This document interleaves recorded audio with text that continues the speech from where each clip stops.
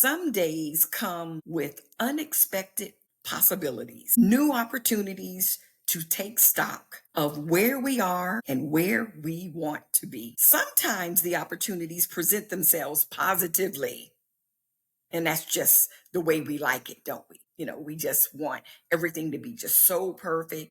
Okay. Other times they come cloaked in sadness, confusion, or unwelcome change. God is writing our stories as part of His larger story, positioning us where He needs us. His timing may catch us unexpectedly, but it is His timing nevertheless. Where is He calling you to trust His timing today? Hi, I'm Helen Blocker Adams, host of Reset to Reinvent podcast. And I'm Vanessa, CEO of Talent Connect. We have connected our talent as women entrepreneurs, and I am pleased to announce Talent Connect as a founding sponsor for our popular podcast.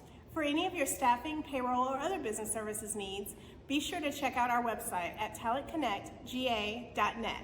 That's talentconnectga.net. And don't forget to subscribe to our popular YouTube channel, Reset to Reinvent YouTube channel. Welcome to Reset to Reinvent podcast, where we empower women and entrepreneurs to rebuild and thrive after life's toughest challenges. I'm Helen Blocker Adams, founder of Unusual Determination, breast cancer survivor, published author, and licensed insurance specialist with over 11 years of experience helping women protect their futures. I've lived on 3 continents, survived breast cancer, run for political office 3 times, and rebuilt my life more times than I can count. And now I help women like you do the same with both the inner transformation and the outer protection you need to build boldly. Let's dive in.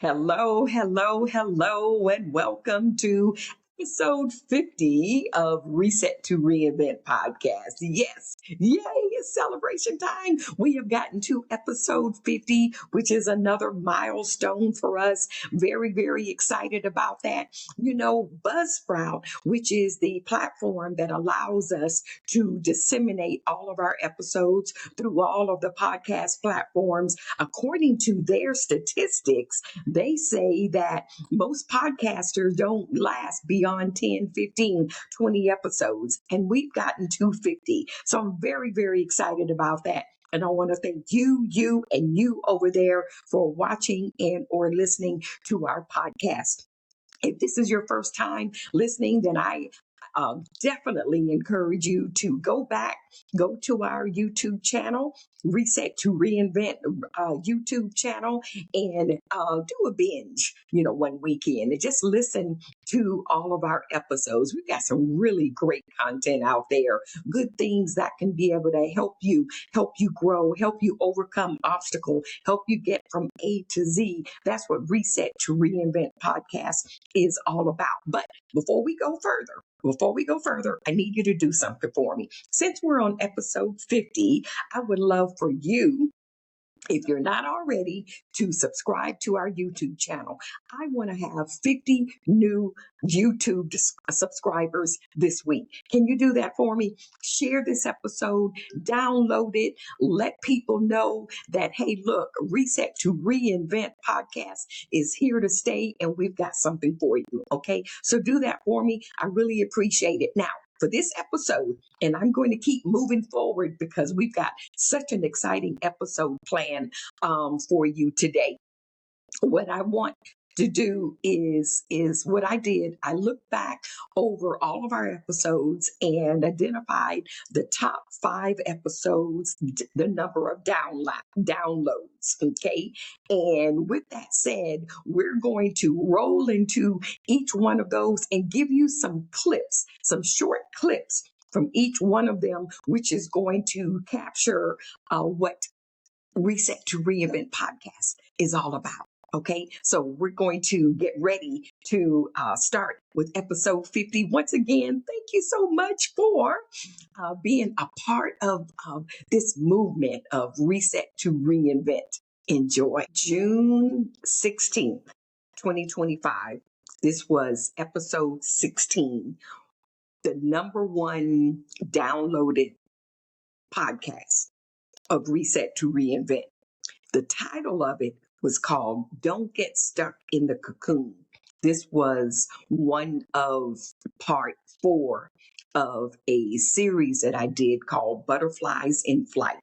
This particular episode featured Penny Shorter and Sheila Woods, 2 of my dearest friends and business partners. Take a listen.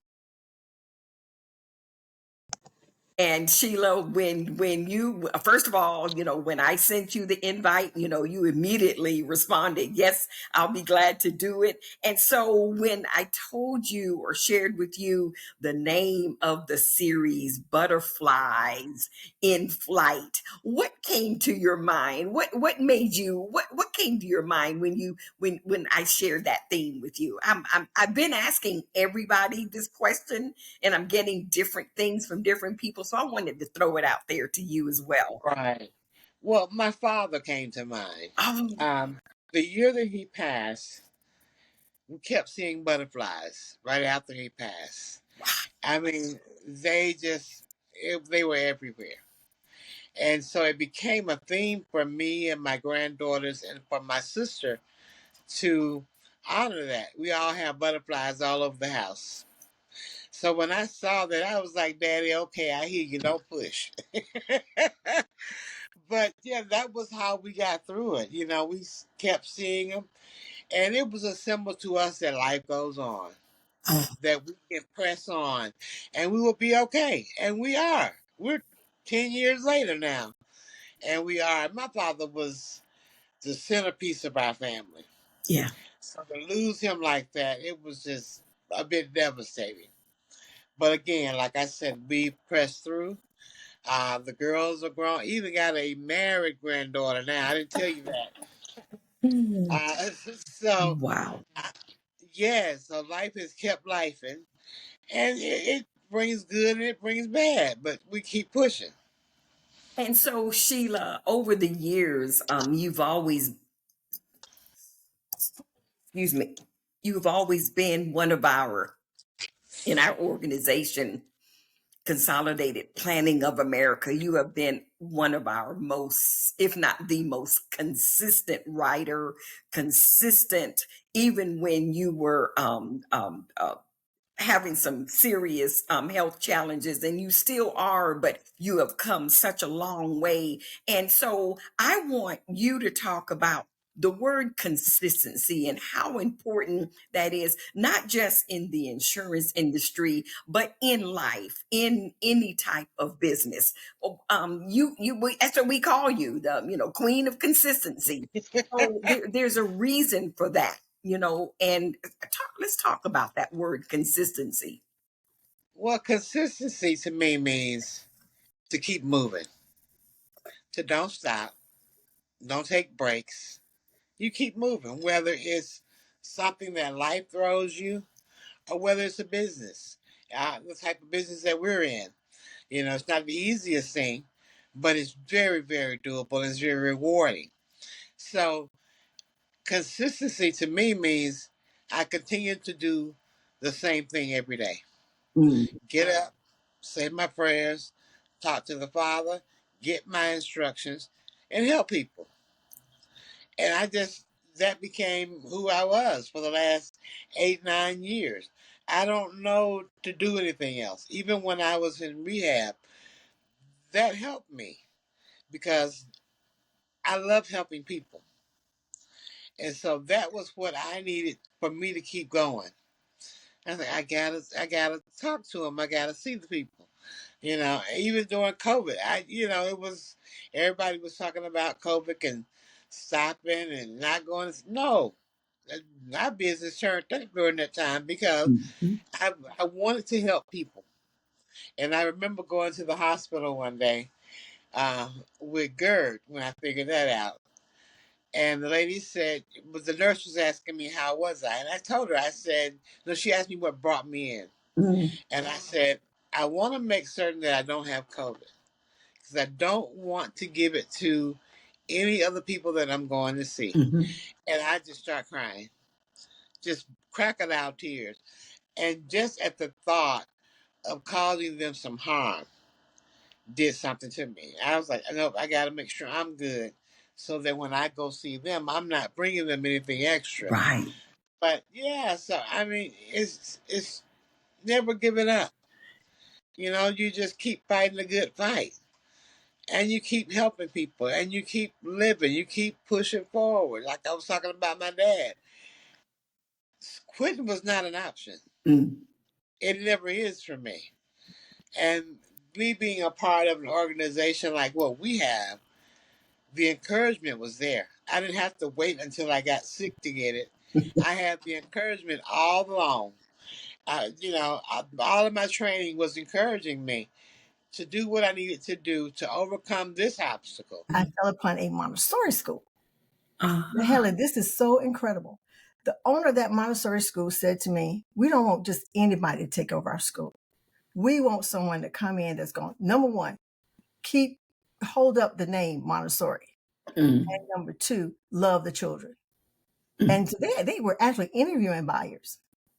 Mm. So they told me they offered me to buy their school. Okay. It was Wow. turnkey. And so, but anyway, even at that, I mean, I had obstacles through that because I had to get a loan, SBA loan. I Yeah. think I told you about that. Yeah. 15, I did my own business plan and I submitted 15 applications with that business plan to different banks. My Mm. own local city, none of the banks in my city would give me the loan. Wow. So finally got somebody from Tennessee came in. And then it was God just working the whole time because when the person came in from Tennessee, he didn't just get me the loan or, get the loan off for me. He actually mentored me in how to run my business. Mm. You need to have an attorney. You need to have a CPA and you need, get these in place because that's what's going to keep you on track. It's Ah. amazing. I didn't see this. I really didn't see all this. And then I stumbled into insurance. Well, the Montessori school had to go because another obstacle. They widened the road, the Riverwatch in Augusta. Remember, they were Yes. widening the road. I Mm-hmm. knew that when I bought the school that they were in the process. Right. So finally, I wrote it out as long as I could, and I was the last person to give in. But Mm. because my attorney said, if you don't let it go now, you're not gonna get anything. They're gonna take it, eminent domain. So anyway, that's why I retired early from the Montessori school and decided not to open another, just to do something different, right? Let's talk real quick so that a lot of people may not know what Montessori means. The because the owners of that they wanted to make sure that you maintain the Montessori. So what does that mean? What tell us what that standard what that means Montessori. Well, actually, Montessori is it's a curriculum. Oh It's a curriculum. It has nothing to do with religion. It's a curriculum. A lot of people, I know one guy called one time, he said, what's going on at the monastery? It's a monastery. No, this is a Montessori school. So it has no, I mean, you bring your faith into it, but it has nothing to do with religion. It ah teaches the main thing is the principles that it teach, the concept helps children children with challenges. It helps them to learn faster or learn better. You know, for example, okay I had kids with Down syndrome. The mayor of Augusta at that time had his son in my school. You know, ah yeah can I call names? No. yeah Sure, sure. Okay, Scaniers, Mr. Scaniers. Yes, He brought his yes. son had Down syndrome. He stayed with me as long as he could. But the point is, we offered love, Yeah. and everything's hands on love. It's like walking out of your home back into another home. It's not set up like an ordinary classroom. And so, how has that, and obviously, anybody listening or watching can tell that you love that. I mean, that was just, I mean, you just light up. So working with challenged young people in that type of a setting, how has that helped you moving forward in your life now as an insurance agent? Do you find some of those skills are transferable? How what's the correlation there? Well, actually, now I'm just working with older people. Instead of kids, I'm working with older people. But then, it's just, you learn how to handle situations, okay? Mm, You just learn how to move. Know that it's just not the end. It's just a mm. stepping stone. And that's what happened when I got introduced to the life insurance. I was taking care of my mother-in-law. Okay. I had no idea about life insurance until I was started taking care of my mother-in-law, and she needed long-term care. And I'm like, what is long-term care? And so you didn't know that. Uh, I didn't know you didn't know that. But anyway, yeah, she needed long-term care. So I said, well, here I am in my 50s. I need some long-term care too. Okay. So when I called to get the long-term care, found out how much it was. Okay, entrepreneurial spirit kicks in. July 14th, 2025, episode 17. This one, I really had a blast with this incredible woman named Monique Williams. The name of her book is called Morning Joy Reset. And that's what we talked about. Oh my goodness. If you get a chance, go to Amazon, buy her book. And after you hear this clip, you're going to see exactly why. Enjoy. for those of you just tuning in, this is Monique Williams, published author, TV personality.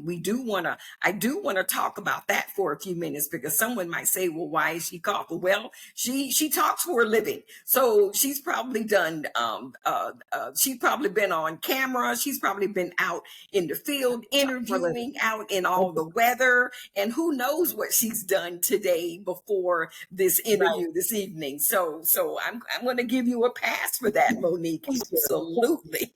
And honestly, the weather is, it's been kind of stormy here in the area, and that does aggravate my allergies. So, Okay.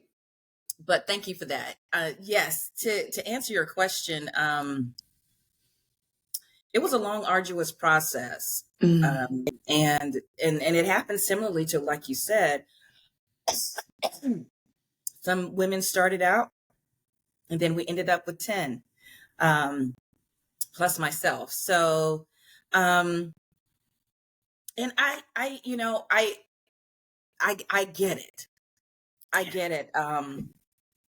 It was hard. And it's interesting though, because after this was self-published and it became a thing, it was manifested, some of those same women have reached out to me and they said, if you do another volume, I'll be ready this time.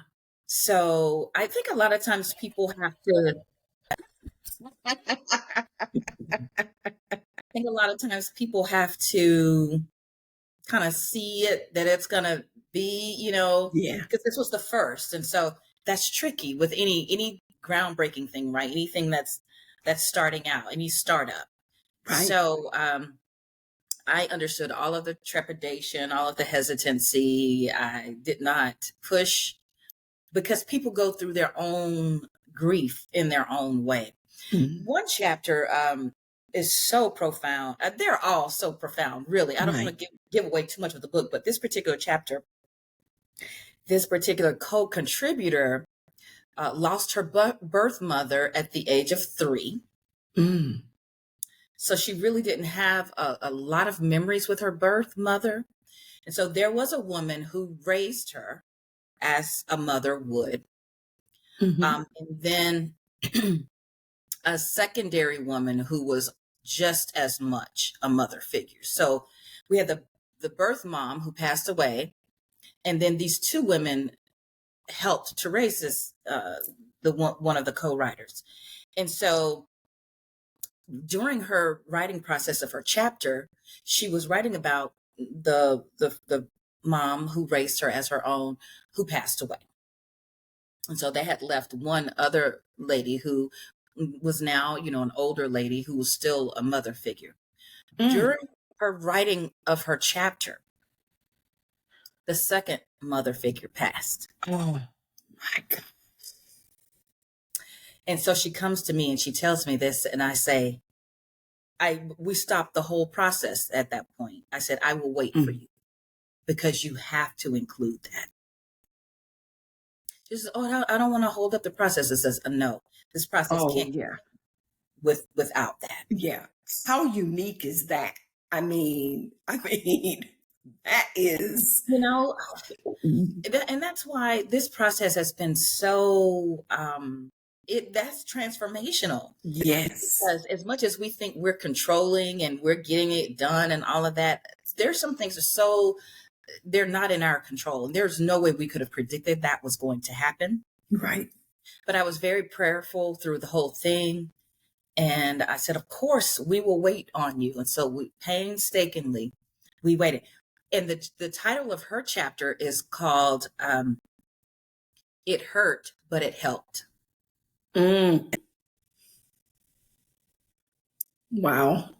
So think about what you could glean from somebody who has a testimony like that. When you're This on your book own is, I'm sorry.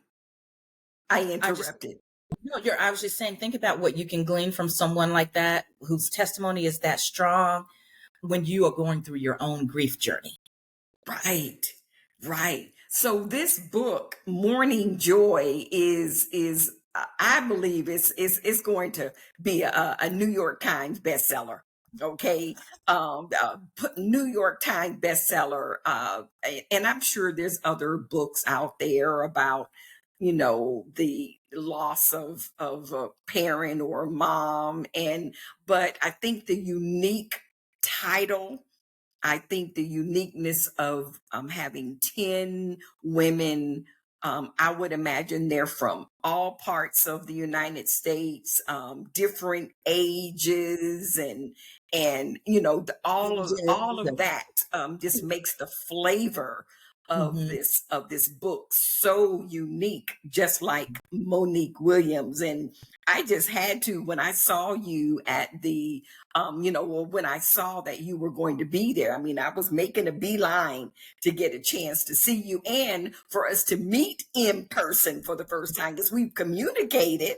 And for our audience here, Monique did a article on me for a local publication several years ago, and we had communicated on the phone and by email. And you're a legend. You're a legend in the area, of course, and your reputation precedes you. And I said, "Oh my gosh!" So to put a face with a name was just wonderful. Yeah, that was wonderful. So, we're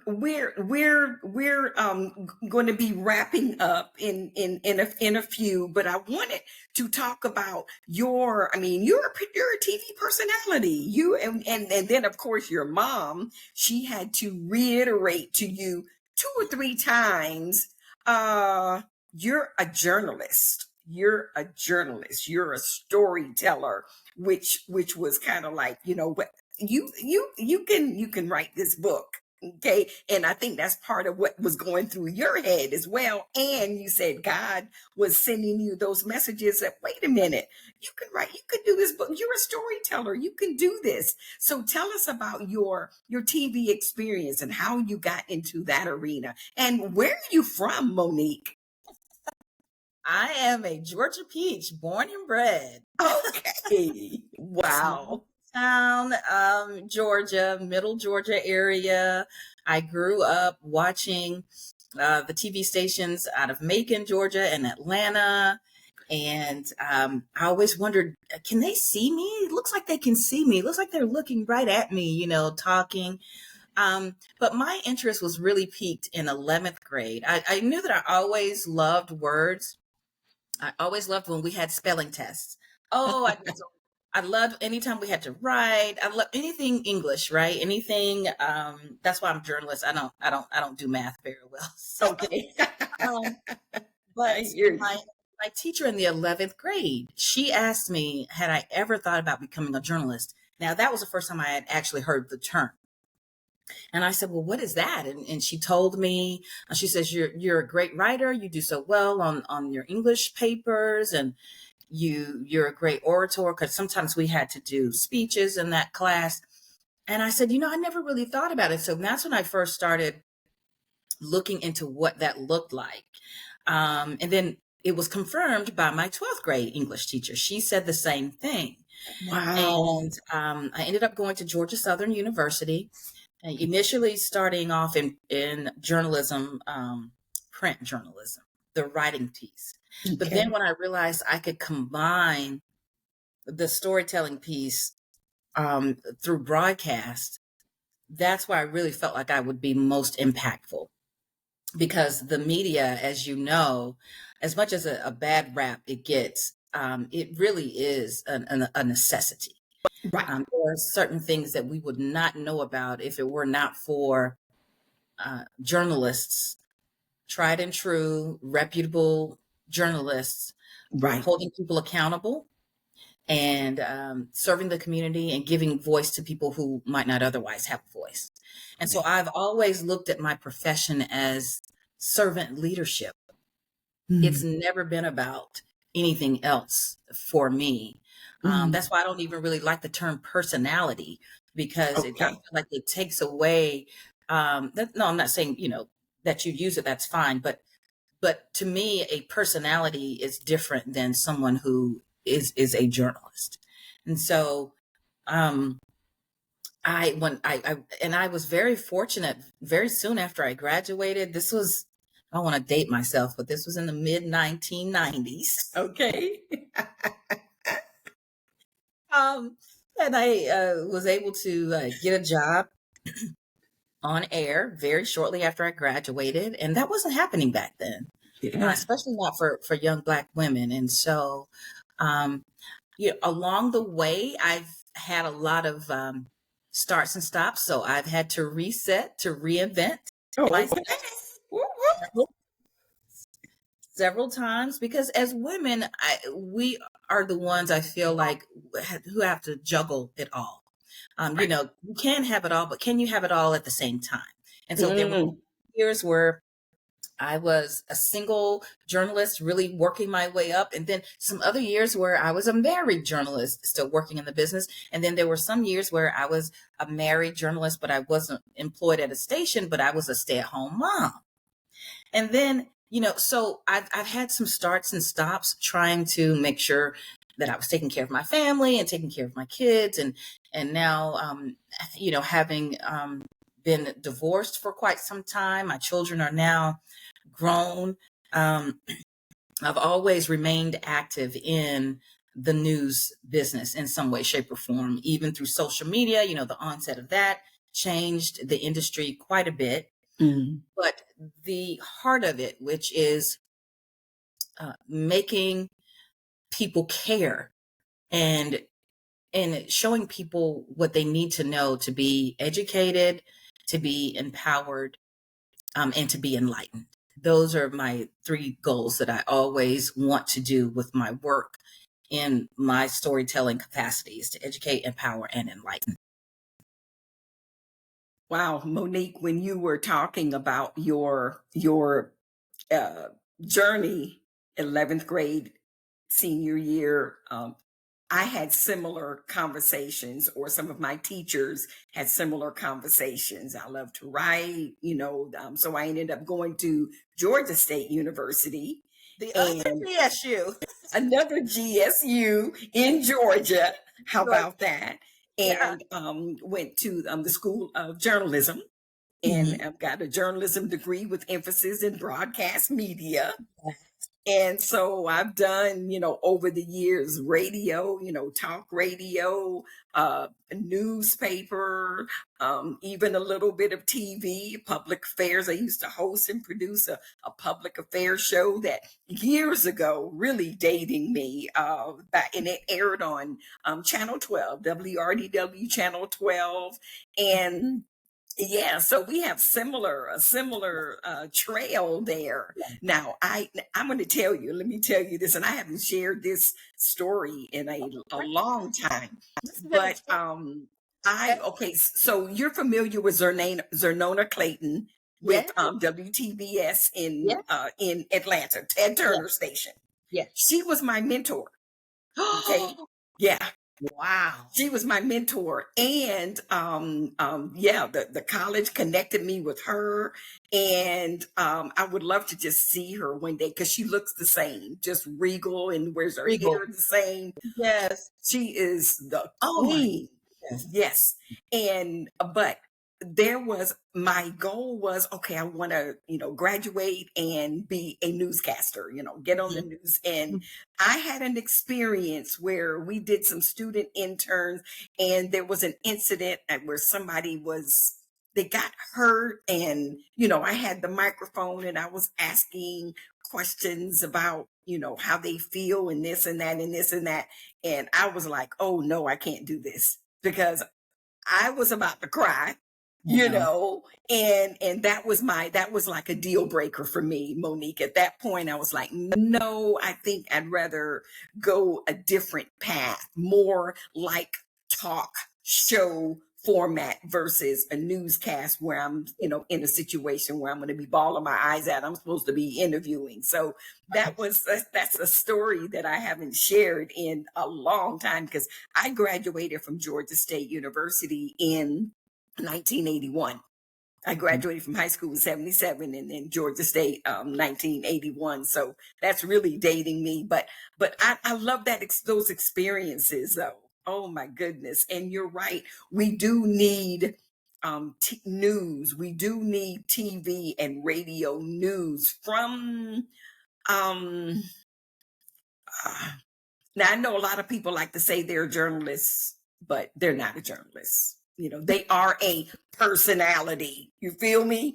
And I can see how you, being the professional that you are, that it does kind of take away from the true meaning of a journalist, and that's a dying breed in this world. I guess you could agree with that, right? Mm-hmm. Most Yeah. definitely. As I said, the industry really has changed over the years. The onset of social media had a lot to do with it. And so the traditional mediums of print and broadcast and radio and TV have had to make several adjustments to make sure they still hold true to giving people the information that they need. But Right. I do want to touch on the compassion piece that you mentioned, and the emotional piece. That's so true. Yeah. And I think over the years, I've always felt like it was very important that the viewers understand that journalists are people too. Yes. Yeah. And so, while we were trained, right, in school to be very stoic and, be very professional, I think it always helps if the viewer can get a little bit of view into the fact that, oh, wow, Yeah. this is a regular person. Yeah. So it's gotten me a couple times live on air. I've gotten misty eyed before, but I Yeah. think it allows people to understand that we are regular people as well. That is so true. That is so true. I think that was just such a shocker for me that it I was know. like I didn't even want to discuss it anymore. But everybody has their place in that arena, and you have done well. Now, if someone wanted to uh, follow you on any of the social media, share with us your social media tags, or whatever you call it, so people can find you and be able to see you. I'd love it. I'd love it. So on Facebook, it's Monique Williams TV. pretty active engagement there and following. I'm also on Instagram, and it's the _Monique Williams. And also, I am pretty engaged on my LinkedIn profile. So I can Ah, be found on LinkedIn as Monique Williams as well. And so I try to stay, kind of in those professional realms, and then also use my Facebook to really, really educate people.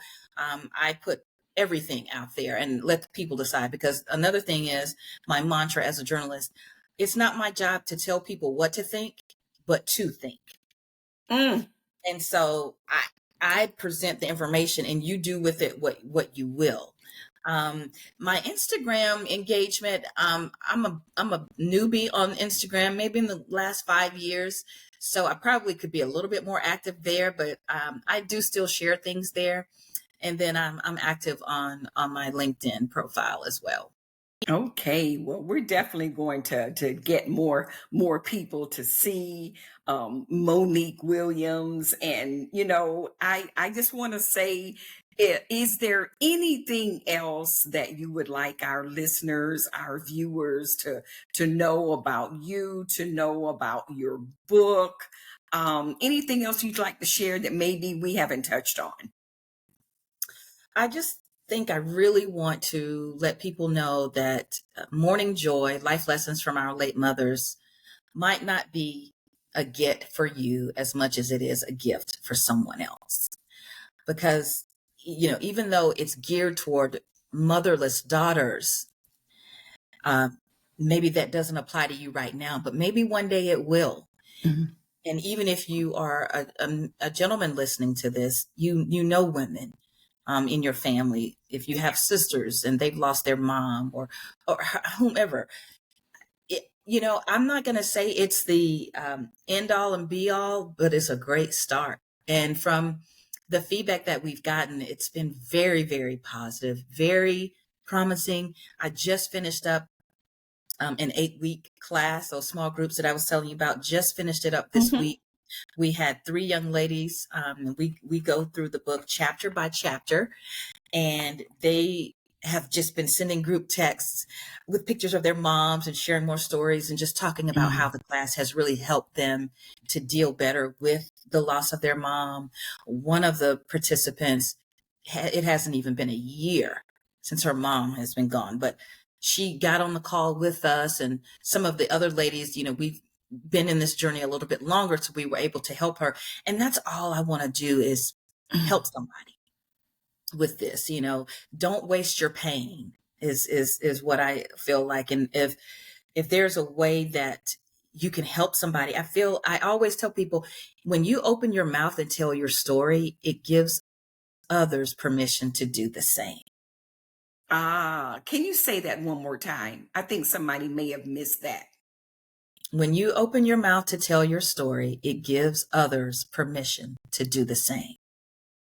I love it. I love it. And that's a nice way to wrap up today's episode. Monique Williams, the author of Morning Joy, Life Lessons from Our Late Mothers. You can get her book on Amazon, or if you are within a 2 or 3 hour radius of Augusta, Georgia, and you're coming through, hit her up on one of the social media so that she can meet you and grab one of the books from the back of her trunk and sign it for you.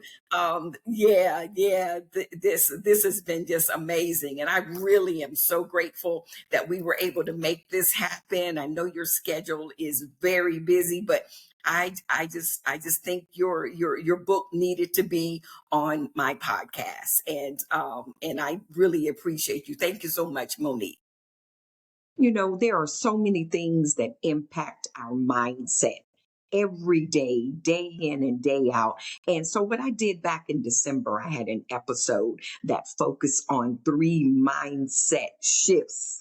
And I have to admit, it's been very popular because people are still downloading that particular episode that I did back in December. So, take a listen to these clips and you'll see exactly why they keep downloading this particular episode that deals with your mindset. Hello, hello, hello, and welcome to episode 40. Yes, milestone episode 40 of Reset to Reinvent podcast. I am your host, Helen Blocker Adams. And oh my goodness, what a wonderful month of December it has been. We are in week 4 of December 2025, and we've given some jewels and provided some jewels and wisdom during these past 4 weeks. And just excited about today's topic as we deal with mindset shifts to help you release the risk taker in you.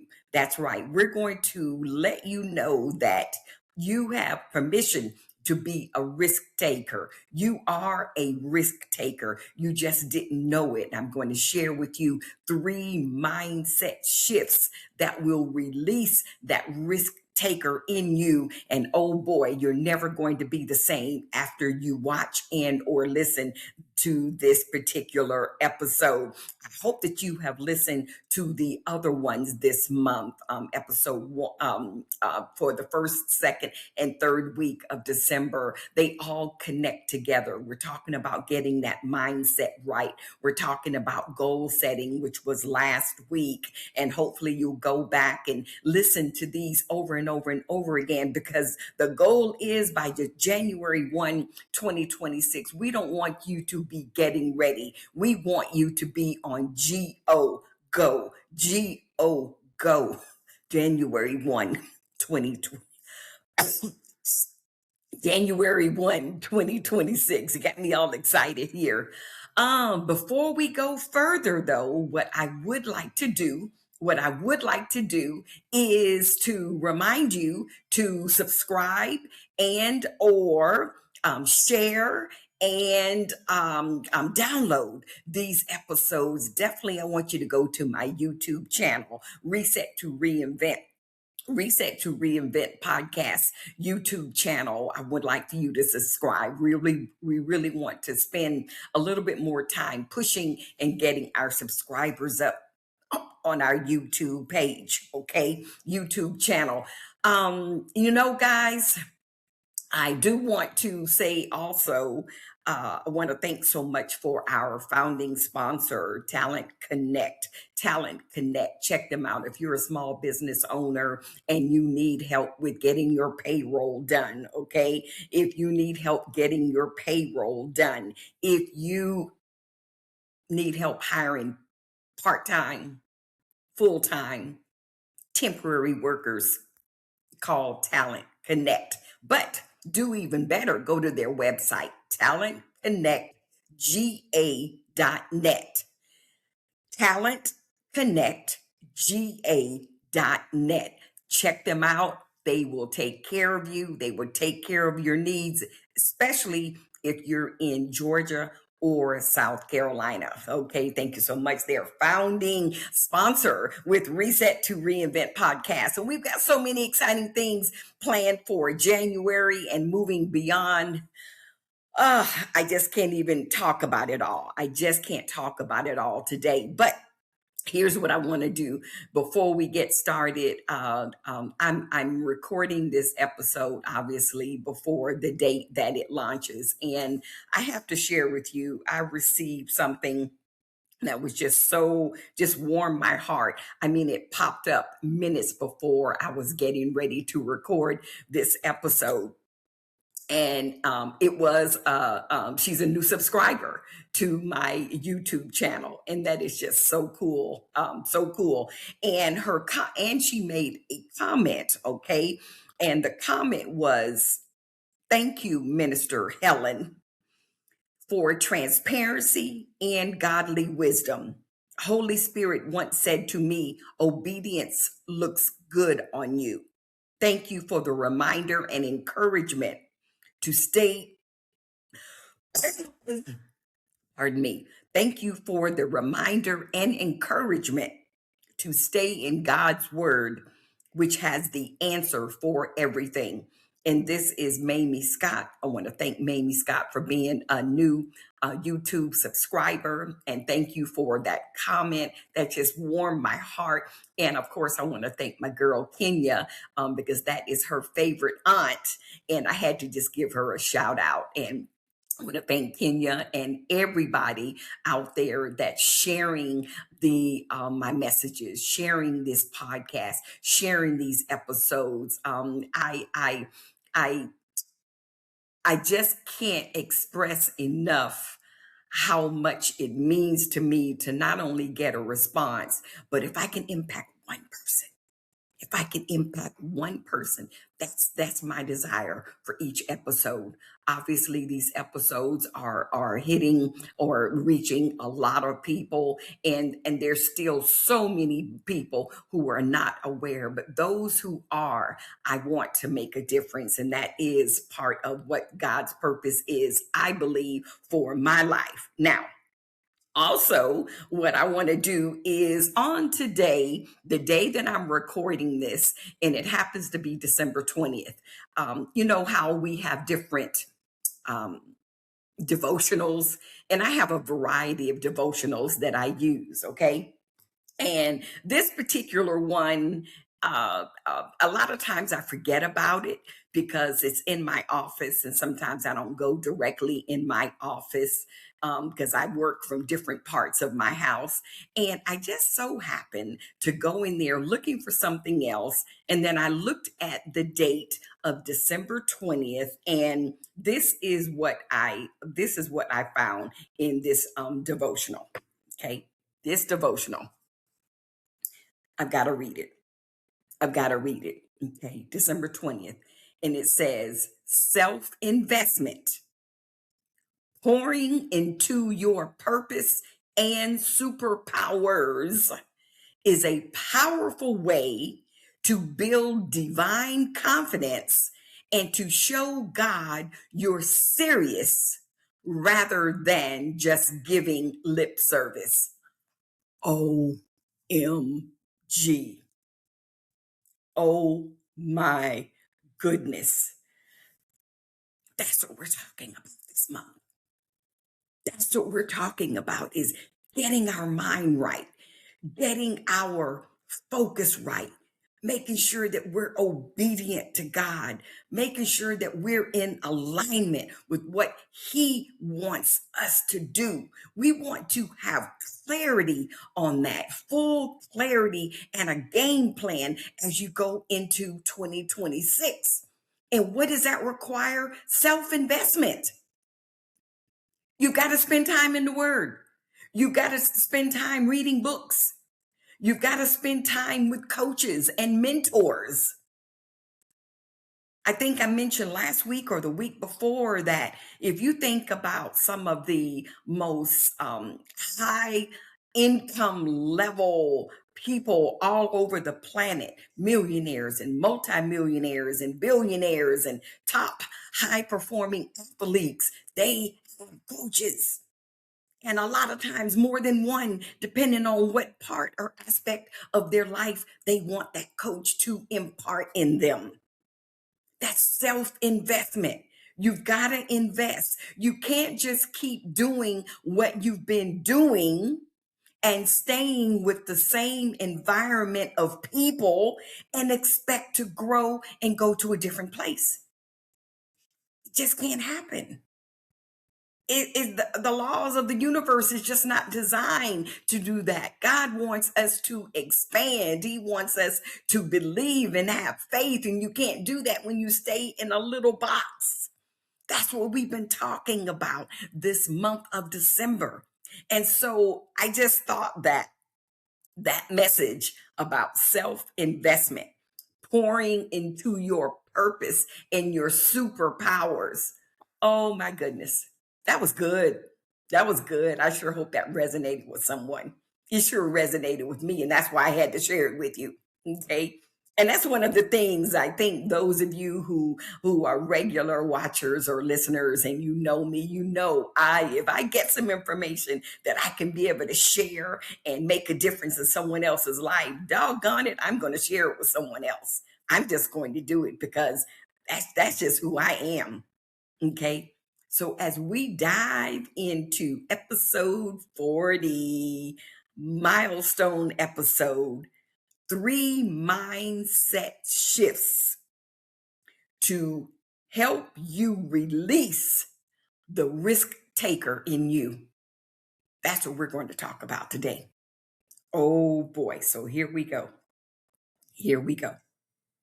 The first one is, and it ties in with the message that Miss Mamie Scott responded to, because one of my previous episodes, oh man, we dove deep into being obedient to God. Okay. Yeah. You got to go back. I don't have time in this episode to do a recap. You just got to go back and listen to that entire episode because it was good. Think about Jonah. Okay. Think about Jonah being obedient to God. Okay. Give it to God. Obedience to God. That's the first mindset shift. Okay. To help you release the risk taker in you. All right. Give it to God. Okay. How do you do that? So, what I want to do, I want to share with you Proverbs 16, 1 through 4, and verse 9. Okay. Proverbs 16, 1 through 4, and verse 9. And I'm going to read it from the Passion Version, which is my favorite, next to the King James Version. I love the King James Version, but I love being able to read in different translations to get a different flavor, to get a better understanding and more clarity. And Passion Translation, oh my goodness, that gives it to you. Okay, so we're going to look at Proverbs 16, 1 through 4, and I'm going to read it verbatim. It says, now we're talking about 3 mindset shifts that's going to release the risk taker in you. The first one, you've got to be obedient to God. And to get even more clarity on that obedience, I want you to go back and listen to a previous episode. Okay. Go into my YouTube channel, Reset to Reinvent Podcasts, YouTube channel. I know that was a mouthful. Just go in there, search for it. It's there. And all the episodes are there. And you're going to see the one where we talked about obedience. Okay. All right. So Proverbs 16, 1 through 4, it says, go ahead and make all the plans you want, but it's the Lord's who will ultimately direct your steps. We are all in love with our own opinions, convinced they're correct, but the Lord is in the midst of us, testing and probing our every motive. Before you do anything, put your trust totally in God and not in yourself. Then every plan you make will succeed. The Lord works everything together to accomplish His purpose. Even the wicked are included in His plans. He sets them aside for the day of disaster. September 1st, 2025. And this was episode 24. Your legacy is your life insurance.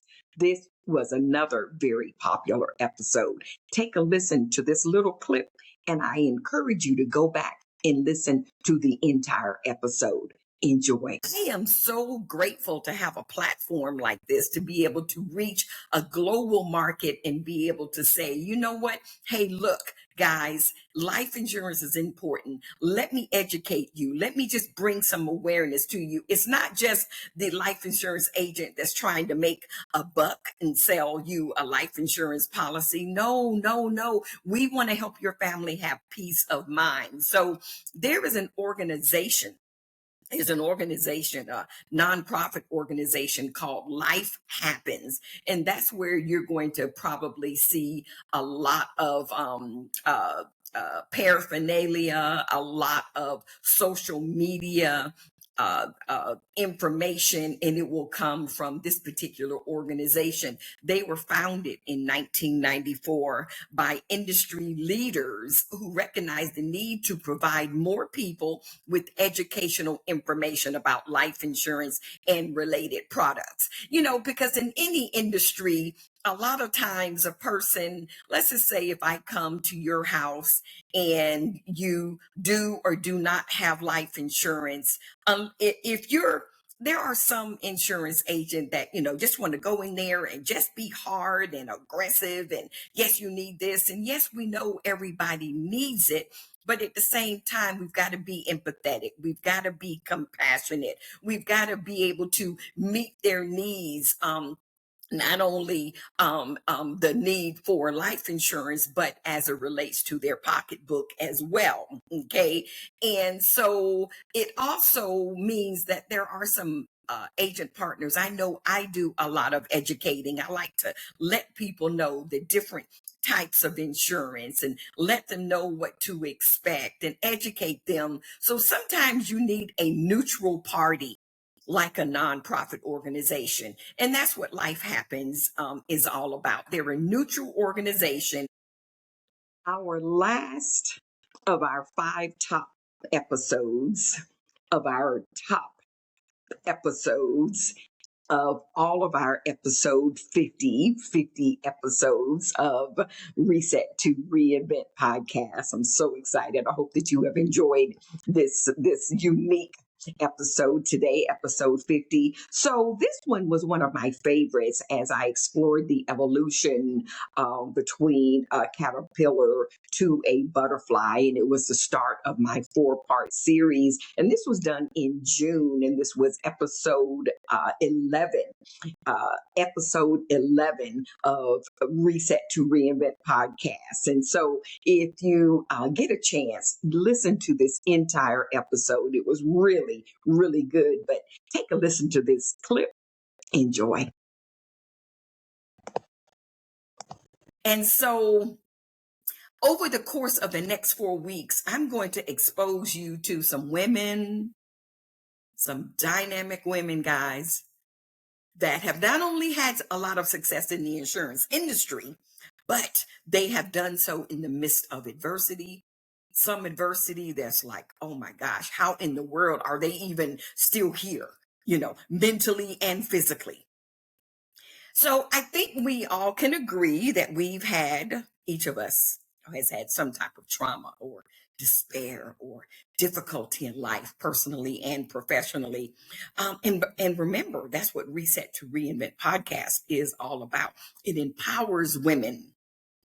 It empowers women to rebuild and thrive. Remember that word thrive from my devotion earlier, okay? After life's toughest challenges, by providing guidance and inspiration and actionable strategies for resilience. And so that's exactly what we're going to help you do. We're going to help you see and hear over the next 4 weeks, because I've got 8 women who are butterflies in flight. Butterflies in flight is the theme for this month's episodes. And you're probably like, butterflies in flight, what does she mean by that? Because each week, what we're going to do, we're going to feature 2 extraordinary women who are not only business partners of mine, but they are friends of mine. Okay. Dynamic women. They come from different backgrounds, different perspectives, different parts of the United States, different ages. And it's going to be exciting. I am so stoked. I don't know what to do. Okay. I hand selected these ladies, and each one of them that I asked, they immediately said, yes, Helen, I'll be glad to do that. And oh boy, am I excited. So the theme for the month of June is butterflies in flight. Okay, so let's talk about butterflies for a few minutes. I want to give you some perspective of why I even came up with this topic. And me and my producer, we sat down and we talked, and what can we do to come up with something that will resonate with our name of our podcast, Reset to Reinvent, what that's all about, what our mission is, and the women and what we want to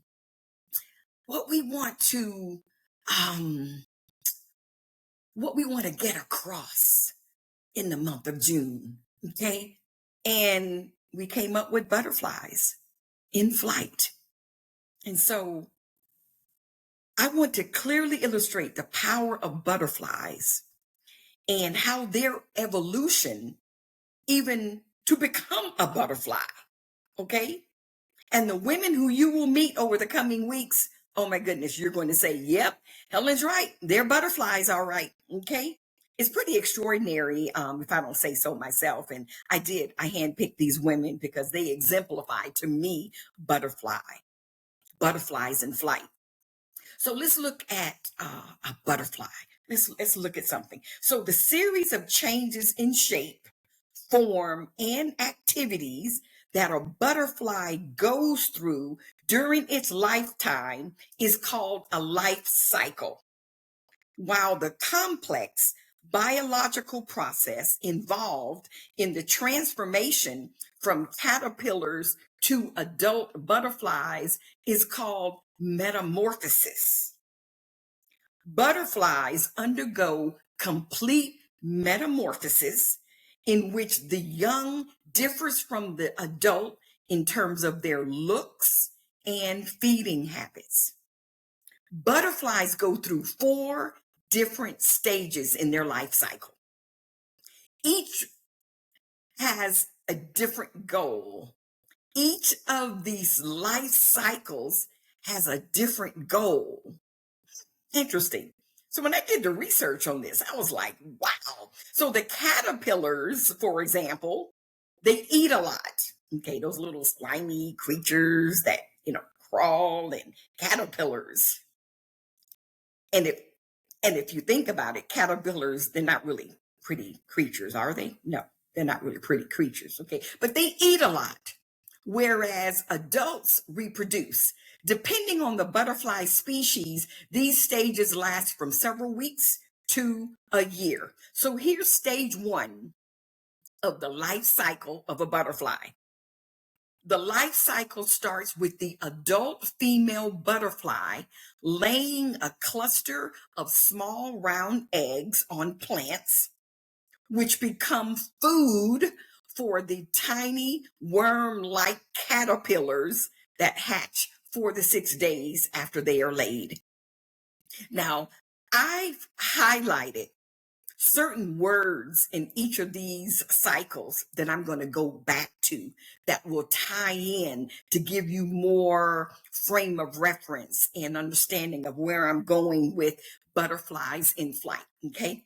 All right. You with me? Okay. So that was stage 1 of the life cycle of a butterfly. Now remember, the title of our series for the month of June is Butterflies in Flight. And you're going to experience 8 butterflies. Woo, woo, woo, woo. Stage 2 of the life cycle of a butterfly. It is the larval stage, which the caterpillar emerges from the egg. It is also called the feeding stage because at this stage, a caterpillar has only one job to do, and that is to eat. Okay, stage 3 of the life cycle of a butterfly. After a caterpillar attains its full-grown size, it stops eating and then enters its chrysalis for the pupal stage. Stage 4 of the life cycle of a butterfly. In this stage, the chrysalis opens and the adult butterfly comes out. The adult butterfly has a long antenna, long legs, and compound eyes. When it first emerges from the chrysalis, its long, colorful wings are damp, they're soft, and they're folded against the body. The butterfly rests and waits for the wings to dry. Once fit for its first flight, the butterfly takes off in search of nectar-producing flowers, Adult females fly from one place to another to find plants suitable for laying eggs so that we can start the process all over again. Butterflies all over the world. While most butterflies live for 1 to 2 weeks, that's how often they have to reproduce themselves. While most butterflies live for 1 to 2 weeks, some species spend the winter as hibernating adults, surviving several months.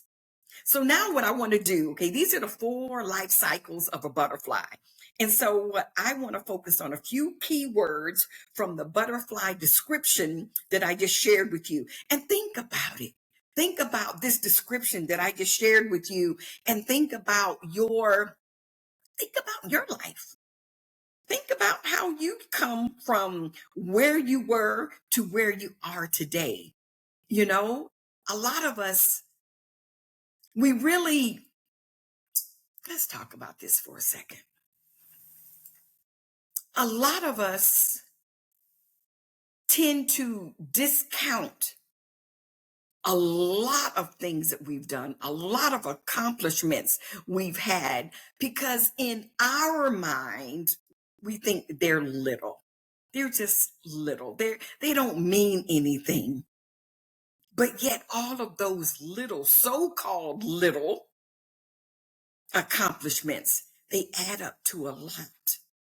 So we've got to stop discounting and stop making it seem like we've got to do something big and be on the big stage and on the stage talking with thousands of people and that sort of thing. It could be something just very simple where you've made an impact on somebody's life. There's something that you've said or done that make them feel good, make them smile. You just never know when you're making an impact on somebody. That's part of what I want to share, because you are a butterfly. Okay, you are a butterfly. So in the stage 1 of the life cycle of a butterfly, I highlighted the word tiny worm-like caterpillar. And if you think about some of our roughest days, whew, some of our hard days, some of our days of despair and feelings of inadequacy, the feelings of, oh my gosh, I'm just a failure, you know, I'm never going to get to where I want to be, and all of those negative things that go through our mind when we go through stuff. And we all will go through stuff. Okay? And that's when we kind of feel like a caterpillar. You know, we feel tiny and ugly and slimy, and we're caterpillars. They don't fly. You know, they haven't become a butterfly yet. Caterpillars, they're crawling. They crawl on the ground, on the floor. They're about as low as you can go, but there is a purpose for the caterpillar, because the caterpillar at some point does become a butterfly. But we don't have to stay there. And see, think about it. All of these life cycles, we don't have to stay there. Then you can't, a caterpillar can't remain a caterpillar. They go unless somebody kills it or squashes it. So that means you can't stay there as a caterpillar. Y'all feel me? This is good. This is good. This is good. So stage 2 of the life cycle is emerges. The caterpillar emerges from the egg on those days where you're feeling like the world doesn't love you and God doesn't love you, and you're just feeling just some kind of way. At some point, you've got to emerge from that place so that you can get to the next cycle. And so emerge is a powerful word. And so in stage 3 of the life cycle of a butterfly is attain. The caterpillar attains its full grown size, attains. At some point, you're going to attain a better mindset. You're going to attain a different way of thinking, a different mindset, so that you can achieve what you know God has for you. Oh my goodness. These are some actionable strategies, guys. These 4 life cycles of a butterfly are the same type of things that you can do to get yourself out of where you are to where you want to go. This is about reset to reinvent. And then stage 4 of the life cycle of a butterfly, the butterfly knows to rest and wait. He has to rest and wait for the wings to dry. Because if he tries to move the wings before they dry, he's going to die. They're not strong enough. They've got to be dry so that they can flap. So at some point, it's okay to say no to something when you feel like, oh my gosh, everybody is pulling me from all these different angles. I'm trying to be everything for everybody and trying to do for everybody and not thinking about ourselves and not resting and waiting on what God has for you. And it's okay to do that. It is okay to rest and wait. Think about God made the caterpillar. No, they're not the cutest insects on the earth, but boy, do they turn into beautiful butterflies. So the rest and wait for the wings to dry, and then what do they do? What do the butterflies do after they have the wings have dried? They go and look for nectar, food, nourishment. So in our case, as human beings, once we have rested and we've attained and we've emerged and we've gone from all of these different cycles, life cycles, then, hey, it's time for us to soar and look for new opportunities. Look for what does God have for us? Ask God those questions. Find that quiet time so that you can say to yourself, oh my goodness, where are the opportunities, Lord? Talk to me, Lord, and find that quiet place. Close your eyes and find that quiet place so that you can find what God has for you. Well, we're done. Episode 50. A milestone. Episode 50. I sure hope that you enjoyed this episode as much as I did and my producer in putting it all together. And it was a little bit of a challenge. Putting all of this together was a little different, but we had fun. We really did. I hope that you enjoyed. Listen, I'm looking forward to the month of March. The month of March is Women's National History Month. We have some great guests planned for you. And remember, I have that announcement that I'm going to share about this national recognition that I received. And I'm going to announce that on next week for episode 51. But thank you so much for listening. You guys are just absolutely amazing. Remember, don't forget to download, subscribe, share this episode. I have a goal of 50 new Reset to Reinvent podcast YouTube channel subscribers. That was a mouthful. Please don't ask me to repeat that again, but I would like for you to do that 50 by next week this time. You promise you'll help me out? Thank you so much again for enjoying and watching this episode 50. I'm so excited. And I also want you to have a wonderful day. Have a wonderful week. Why? Because you deserve to be inspired. Peace. Today's episode of Reset to Reinvent podcast is brought to you by the Adams Group Agency, developing final expense leaders.